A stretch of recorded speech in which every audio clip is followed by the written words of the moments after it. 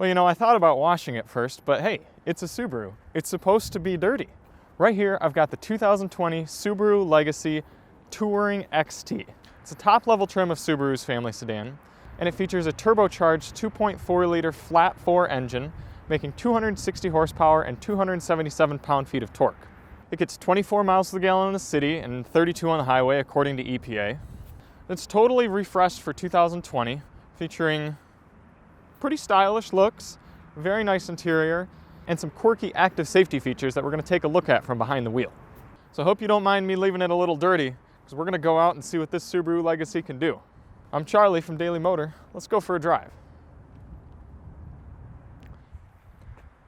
So with this 2020 redesign, Subaru is really bringing all of their cars together under a single design language. And I think it works pretty well with the Legacy.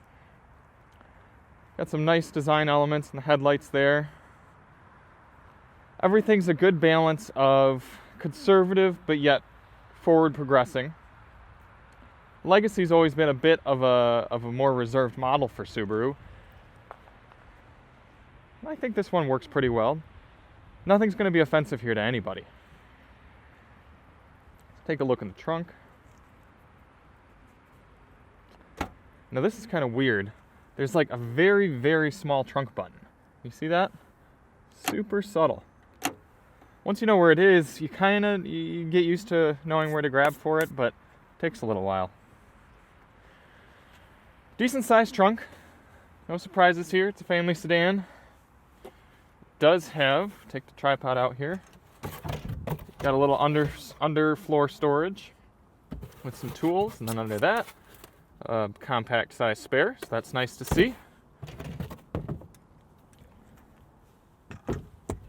And you could fold the seats from back here as well.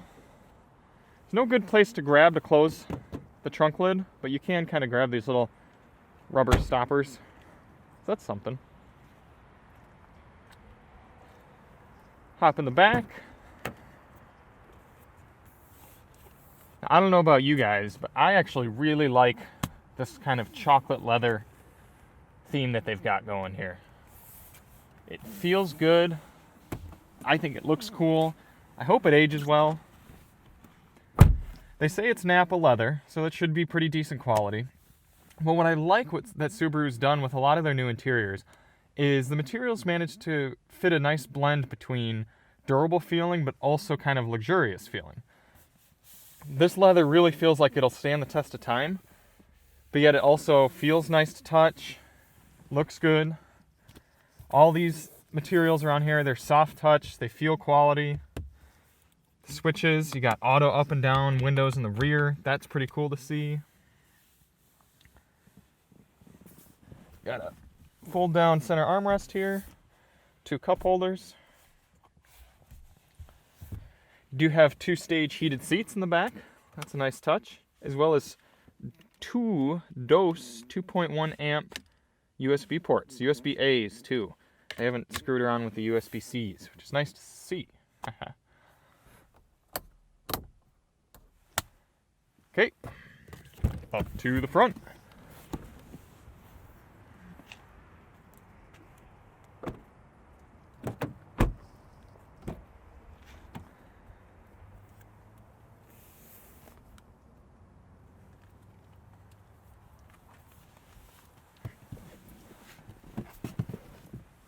Look at that. Driver monitoring system scan process. Now this is a whole section of the video that we're going to keep coming back to over and over again, is Subaru's new iSight technology. I'm sure I'll mess up some of the specifics behind it. The basics that I know right now, before doing my research, is that there are some cameras right here that actually watch the driver's eyes, and if he or she's not paying attention, it yells at you. We'll definitely try to make that happen as we're driving it around here. But again, just looking around the cabin, everything good quality, rugged sort of feel without feeling compromised in the luxury department. I mean, by no means is this a luxury car, but we've got a $37,000 sticker price, so you're paying decent money and you want to get something for it. This is the top trim after all, and everything you touch feels good. This is all nice area, good plastics, good leathers. You got a 2-stage center armrest here, center console. First one, you got all the way down in there. And a CD player, which is not something you see very often in new cars. Then you got these two buttons here to latch. Pull that one down. You got this little compartment. You could put maybe a phone. I don't know really what else you could put there. It's pretty darn shallow, but it's there nonetheless. A little tiny shelf compartment there. Passenger can put something, phones maybe. And standard glove box. Little compartment here, just large enough for a phone. 2 more USB ports, both 2.1 amp. Auxiliary port. Electronic parking brake. Good old standard shifter here. Cup holders with a little drink raiser there, I guess. Helps things fit. This does have a 576 watt 12 speaker Harman Kardon sound system. We've got a review of that sound system separately in another video. Definitely check that out. I'll try to link it somewhere up around where you're watching. All right, let's fire the car up. Push button start, of course.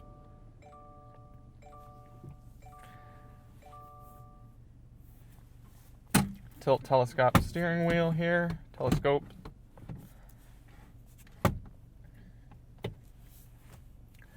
And take a look at this screen. An 11.6 inch touchscreen, vertically oriented, handling just about everything in the vehicle. And I gotta tell you guys, it's not great. I've used the system from Ram, I've used the Tesla systems. What else is big? I've used the Volvo systems plenty. This is probably my least favorite of them all. It's not very fast, not even just the touchscreen, but even like earlier I was driving around and I pressed down on the volume button to turn off my audio, and it took about a second or two for the audio to stop. So it's not just the touchscreen's responsiveness, it's the whole system in general. But we'll mess around with it a little bit here. We'll see if it's got any quirks or hiccups while we're using it. The nav system does work pretty well, although it says it's navigation by TomTom, which I don't know why anyone cares these days about TomTom. If you do, let me know in the comments. You can yell at me. There we go, brighten it up a little bit here. You can change the orientation, move around, all that jazz. Standard navigation stuff.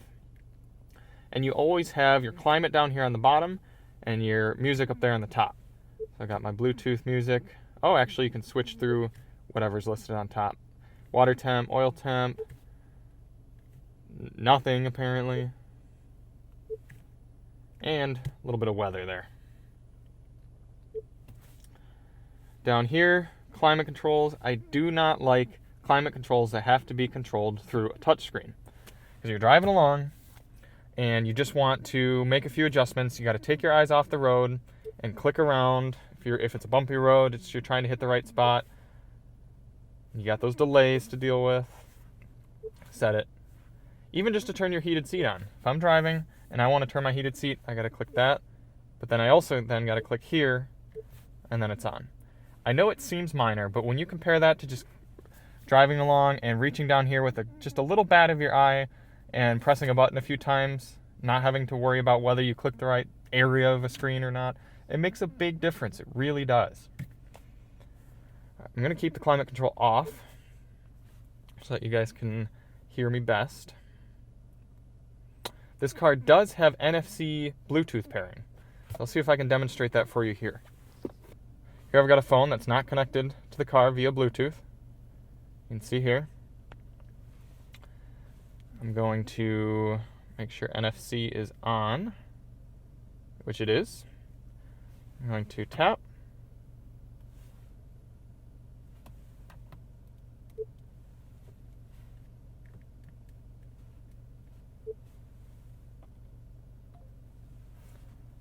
And just like that, pair the Bluetooth device Subaru, yes. Pairing, Bluetooth pairing request.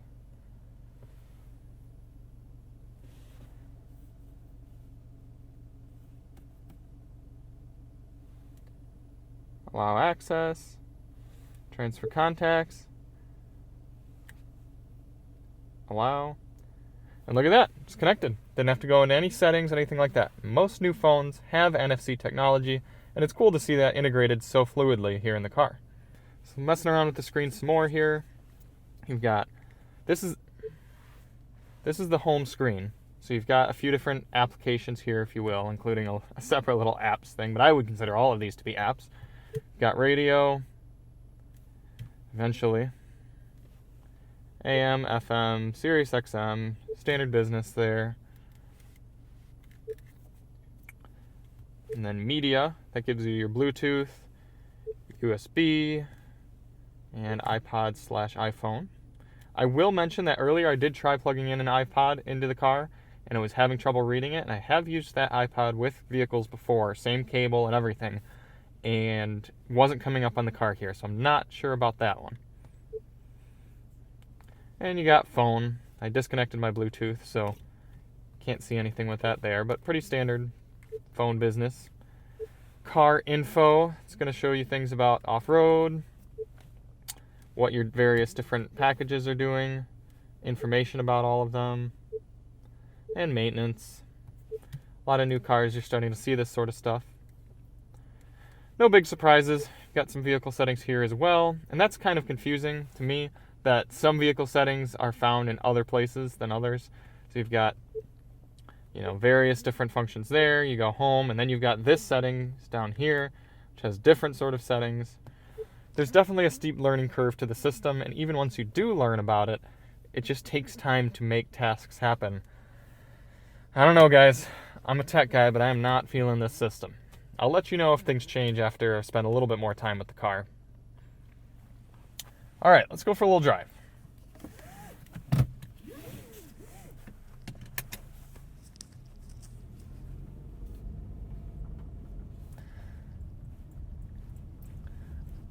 Now, as I said before, this is the top level trim of the Legacy. It's got a 2.4 liter turbocharged flat 4 engine. Plenty of power. You can definitely feel the horsepower, you can feel the torque, it's always accessible. But what makes the driving experience less than ideal is, unfortunately, the CVT transmission. It's an automatic, but it uses variable ratios to sort of optimize how much power the engine should be providing and how fast the car should be going. Now, I've driven some CVTs that are very good. Recently we reviewed the Hyundai Elantra, and that had given it's Hyundai's new version of a CVT, which actually uses a chain rather than a belt, so it does smooth this experience out a little bit. But either way, I've used conventional belt-style CVTs, such as in the new Sentra that I drove recently, and that's perfectly smooth, intelligent, driving in a way that you'd want, not zippy and kind of overboosted off the line or anything. Power is always smooth and available. That is not the case with the Subaru. Now, this is a bit of an observational, subjective conjecture on my part, but I have not found CVTs to work well with turbocharged motors. You've got this weird mix of the transmission spooling up to kind of find the right ratio, and then the turbocharger comes in and provides another swell of power, and then the transmission's got to adapt for that, and the car's kind of surging and going all over the place. That's kind of what I'm experiencing in the Subaru.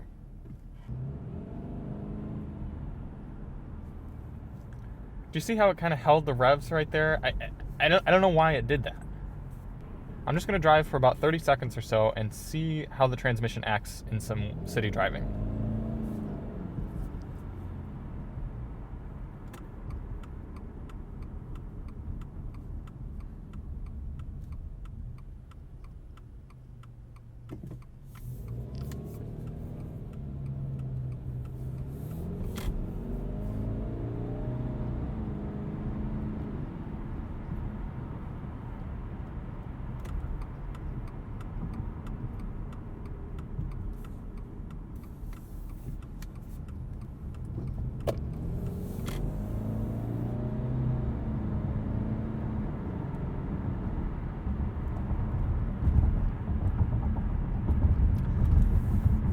So I don't know if you could really tell there, but I was trying to drive fairly mundane, smooth, and the car was just not having it.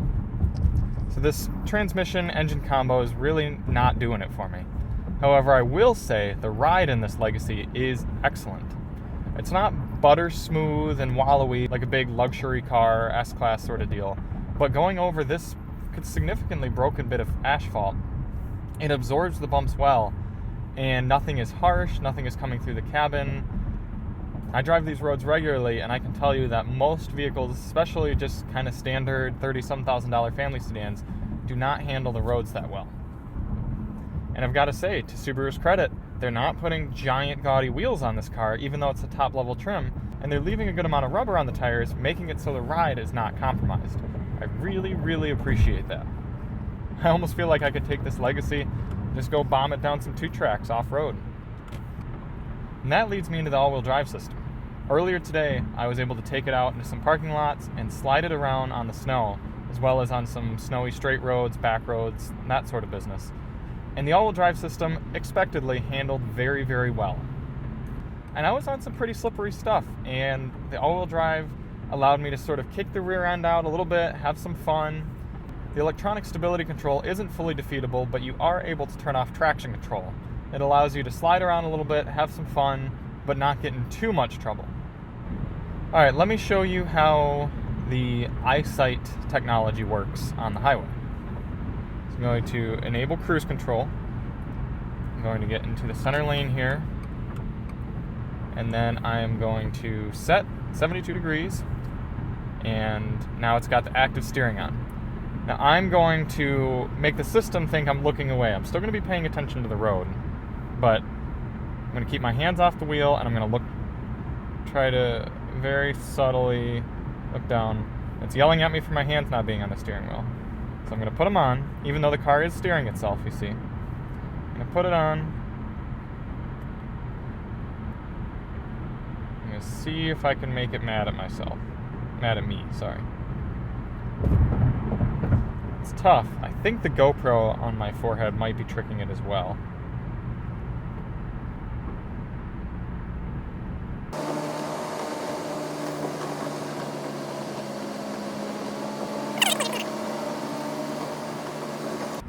Oh, so I wasn't able to safely engage the system there. I didn't want to look away from the road too long. It's just not safe. Oh, but it was mad at me right there, even though I did blip my signal.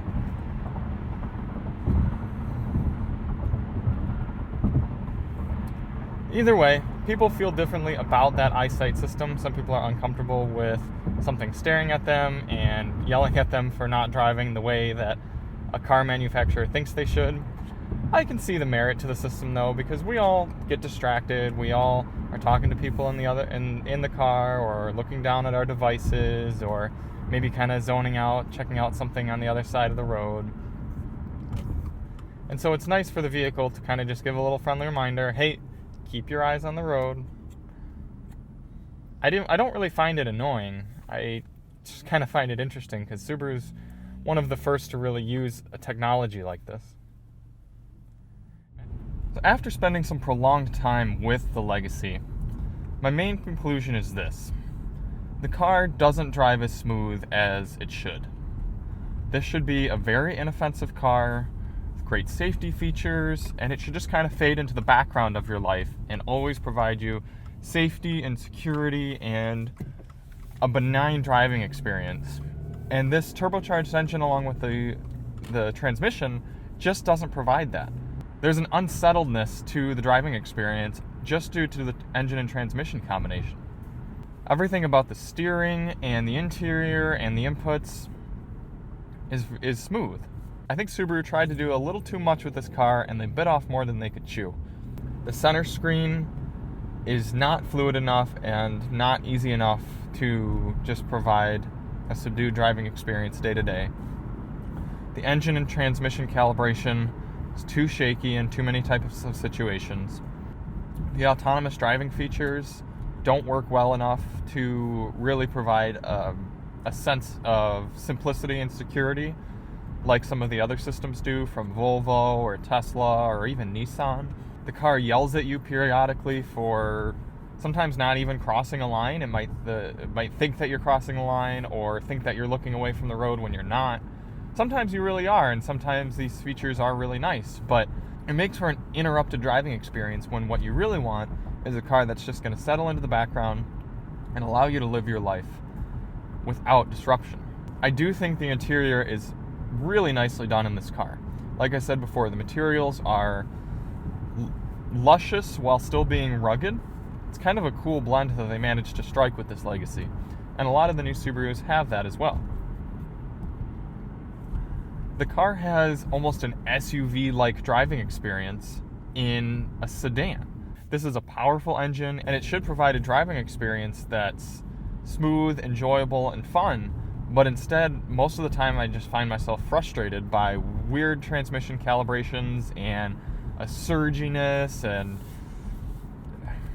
just something that I didn't really expect from a car that's supposed to be so poised and confident. I will say the all-wheel drive system is great, the interior materials are great, the seats are comfortable, all the controls and inputs other than on the center touchscreen, the steering wheel controls all make sense.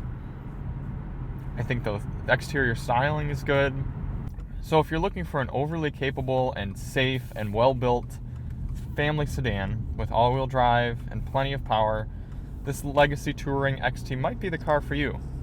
But I would highly recommend driving the non-turbocharged option and seeing if maybe you can knock a bit off that sticker price while still getting the safety, security, and premium feel of the Legacy at a lower price with a bit less of the weird surginess and kind of unsettledness of the transmission and engine combination.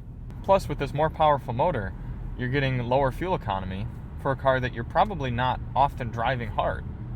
The other thing is, if this Legacy is going to drive like an SUV, you might as well step up to one of the larger Subaru options. The Outback is an awesome car that provides a very similar driving experience, but actually has the size and the practicality with the hatchback and everything to really afford that sort of outdoor lifestyle, ruggedness, and kind of provide something that this Legacy just can't due to its sedan factor. If you're going to get a sedan, you might as well get one that has more of a sedan type driving feel, is a little more connected to the driver, provides a smoother experience. But if you really like the looks of the sedan or just kind of want that style and it's something that appeals to you, definitely go check the Legacy out. But my recommendation would be skip the turbo, check out the 2.5 liter base motor, and you'll have a very secure, safe, and stylish car. Thanks everyone for tuning into this Legacy review. Please hit that subscribe button, it helps us out a lot, and we'll see you on the next review. Drive on.